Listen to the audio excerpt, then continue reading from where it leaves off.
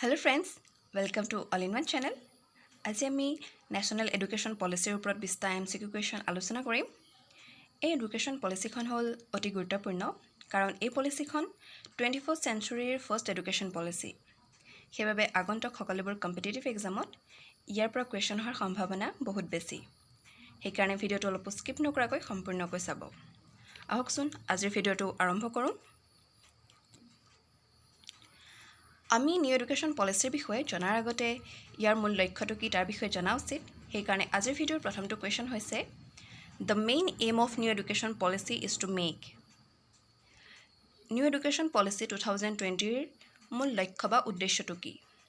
এই কুৱেশ্যনৰ শুদ্ধ উত্তৰ হৈছে option B, to make India a global knowledge super power. অৰ্থাৎ গ্ল'বেলি আমাৰ ভাৰতবৰ্ষখন নলেজৰ ক্ষেত্ৰত ছুপাৰ পাৱাৰ হিচাপে গঢ়ি তোলাটো হৈছে ইয়াৰ মূল লক্ষ্য। ইয়াৰ নেক্সট কুৱেশ্যনটো হৈছে who prepared the draft NEP 2020। NEP মানে হৈছে নিউ এডুকেশ্যন পলিচি আৰু এই কুৱেশ্যনৰ শুদ্ধ উত্তৰ হৈছে অপশ্যন চি, কস্তুৰী ৰংগন সমিতিয়ে নিউ এডুকেশ্যন পলিচিখন তৈয়াৰ কৰিছে। ইয়াৰ নেক্সট কুৱেশ্যনটো হৈছে what is the rename of the ministry of human resource development. আগতে আমাৰ শিক্ষা বিভাগটোৰ নাম আছিলে ministry of human resource development, কিন্তু বৰ্তমান এই বিভাগটোৰ নাম চেঞ্জ কৰি মিনিষ্ট্ৰী অফ এডুকেশ্যন ৰখা হৈছে।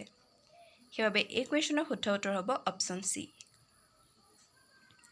ইয়াৰ নেক্সট কুৱেশ্যনটো হৈছে what percentage of GDP will be spent by the government in the new education policy 2020।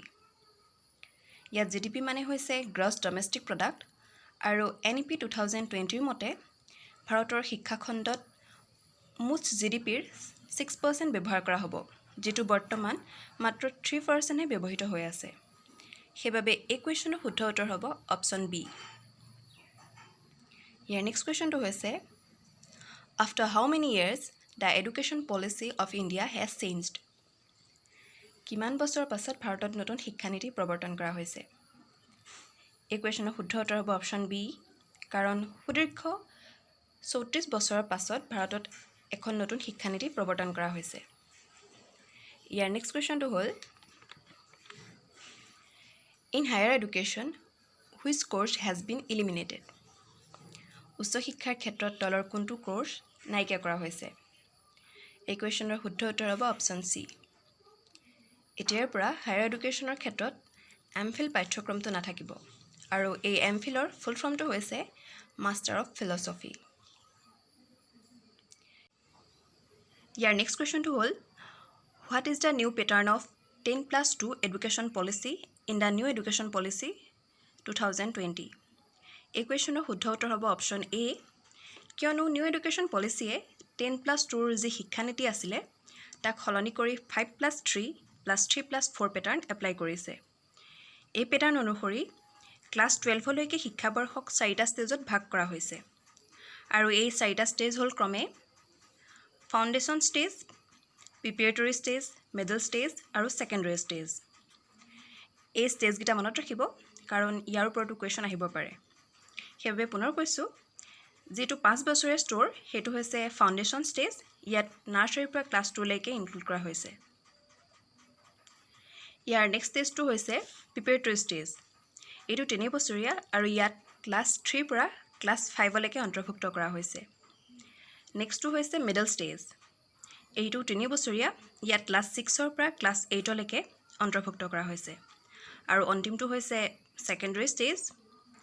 ইয়াত ক্লাছ 9ৰ পৰা ক্লাছ 12লৈকে অন্তৰ্ভুক্ত কৰা হৈছে আৰু এই ষ্ট'ৰটো হৈছে 4 বছৰীয়া। সেইকাৰণে এই সকলোবোৰ মনত ৰাখিব। ইয়াৰ উপৰিও ডিগ্ৰী এতিয়াৰ পৰা 3 বছৰৰ ঠাইত 4 বছৰীয়া হ'ব, কিন্তু কোনোবাই যদি এবছৰ পঢ়ি এৰি দিয়ে তাৰো স্বীকৃতি পাব, কিয়নো এবছৰ পঢ়িলে চাৰ্টিফিকেট পাব, 2 বছৰ পঢ়িলে ডিপ্ল'মা, 3 বছৰ পঢ়িলে ডিগ্ৰী আৰু 4 বছৰ পঢ়িলে ডিগ্ৰীৰ সৈতে ৰিচাৰ্চ চাৰ্টিফিকেট পাব। সেইকাৰণে কিমান বছৰ পঢ়ে সেয়া সম্পূৰ্ণৰূপে ছাত্ৰ ছাত্ৰীৰ নিজৰ ইচ্ছাৰ ওপৰত কথা। সেইদৰে PGৰ ক্ষেত্ৰতো এবছৰীয়া আৰু 2 বছৰীয়া অপশ্যন থাকিব। ইয়াৰ উপৰিও শিক্ষা বিভাগত যি আৰ্ট, ছায়েন্স এণ্ড কমাৰ্চৰ ভাগসমূহ আছিলে সেইবোৰ নাইকিয়া হৈ যাব, অৰ্থাৎ পদাৰ্থ বিজ্ঞানৰ এজন ছাত্ৰই ৰাজনীতি বিজ্ঞানো একেলগে পঢ়িব পাৰিব। ইয়াৰ নেক্সট কুৱেশ্যনটো হৈছে national curriculum framework for school education will be prepared by school এডুকেশ্যনৰ বাবে নেশ্যনেল কাৰিকুলাম ফ্ৰেমৱৰ্ক কোনে প্ৰিপেয়াৰ কৰে এই কুৱেশ্যনৰ শুদ্ধ উত্তৰ হ'ব অপশ্যন এ স্কুল এডুকেশ্যনৰ বাবে নেশ্যনেল কাৰিকুলাম ফ্ৰেমৱৰ্ক প্ৰিপেয়াৰ কৰে NCERT-এ আৰু এই NCERT-ৰ ফুল ফৰ্ম হ'ল national council of educational research and training সেইবাবে এই কুৱেশ্যনৰ শুদ্ধ উত্তৰ হ'ব অপশ্যন এ ইয়াৰ নেক্সট কুৱেশ্যনটো হ'ল in the new education policy education of coding and vocational training integration will start from which class এই কুৱেশ্যনৰ শুদ্ধ উত্তৰ হ'ব অপশ্যন বি সকলো বিদ্যালয়তে ক্লাছ 6ৰ পৰা কোডিং আৰু ভকেশ্যনেল ট্ৰেইনিং দিয়াটো নিউ এডুকেশ্যন পলিচিয়ে বাধ্যতামূলক কৰিছে ইয়াৰ নেক্সট কুৱেশ্যনটো হ'ল in the new education policy at least to which class is education in mother tongue mandatory new education policy মতে মিনিমাম কোনটো ক্লাছলৈকে ছাত্ৰ ছাত্ৰীক মাতৃভাষাত শিক্ষা দিয়াটো বাধ্যতামূলক কৰিছে এই কুৱেশ্যনৰ শুদ্ধ উত্তৰ হ'ব অপশ্যন এ মিনিমাম ক্লাছ 5লৈকে ছাত্ৰ ছাত্ৰীক মাতৃভাষাত শিক্ষা দিবই লাগিব আৰু মেক্সিমাম ক্লাছ 8লৈকে ধৰা হৈছে সেইবাবে এই কুৱেশ্যনৰ শুদ্ধ উত্তৰ হ'ব অপশ্যন এ ইয়াৰ নেক্সট কুৱেশ্যনটো হ'ল what is the current enrolment ratio' in higher education 26.3% is the current enrolment ratio' in higher education সেইবাবে এই কুৱেশ্যনৰ শুদ্ধ উত্তৰ হ'ব অপশ্যন ডি ইয়াৰ নেক্সট কুৱেশ্যনটো হ'ল what is the name of the national assessment centre national assessment চেণ্টাৰটোৰ নাম কি ইয়াৰ শুদ্ধ উত্তৰ হৈছে অপশ্যন বি নেশ্যনেল এছেছমেণ্ট চেণ্টাৰটোৰ নাম হ'ল পৰখ আৰু ইয়াৰ ফুল ফৰ্মটো হ'ল performance assessment review and analysis of knowledge for holistic development ইয়াৰ ফুল ফৰ্মটো মনত ৰাখিব পৰখৰ ফুল ফৰ্মটো হ'ল performance assessment review and analysis of knowledge for holistic development কেতিয়াবা ইয়াৰ ওপৰতো কুৱেশ্যন আহিব পাৰে সেইকাৰণে ফুল ফৰ্মটো মনত ৰাখিব ইয়াৰ নেক্সট কুৱেশ্যনটো হ'ল what is academic bank of credit in NEP 2020 new education পলিচিৰ মতে একাডেমিক বেংক অফ ক্ৰেডিট মানে কি এই কুৱেশ্যনৰ শুদ্ধ উত্তৰ হ'ব option D academic bank of credit মানে হ'ল digital score for higher education ইয়াৰ নেক্সট কুৱেশ্যনটো হ'ল who is the present ministry of education Ramesh Pokhriyal is the present ministry of education সেইবাবে এই কুৱেশ্যনৰ শুদ্ধ উত্তৰ হ'ব অপশ্যন বি ইয়াৰ নেক্সট কুৱেশ্যনটো হ'ল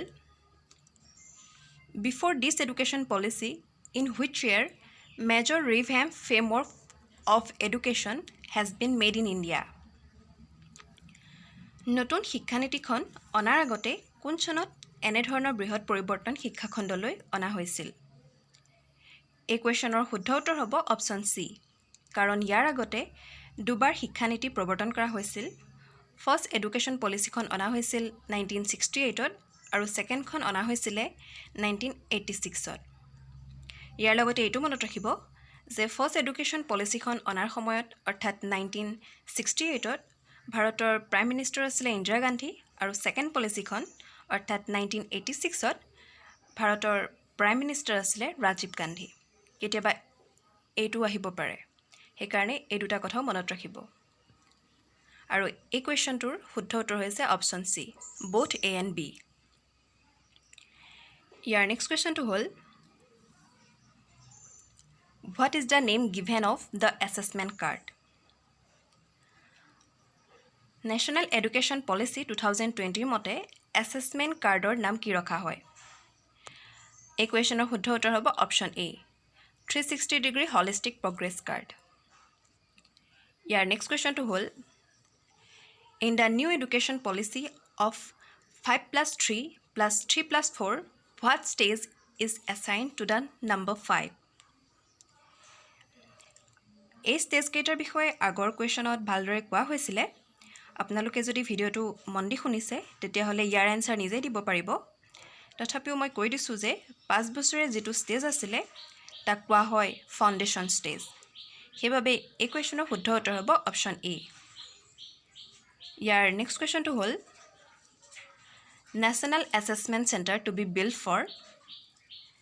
নেশ্যনেল এছেছমেণ্ট চেণ্টাৰ কাৰ কাৰণে গঠন কৰা হয়? এই কুৱেশ্যনৰ শুদ্ধ উত্তৰ হ'ব অপশ্যন এ।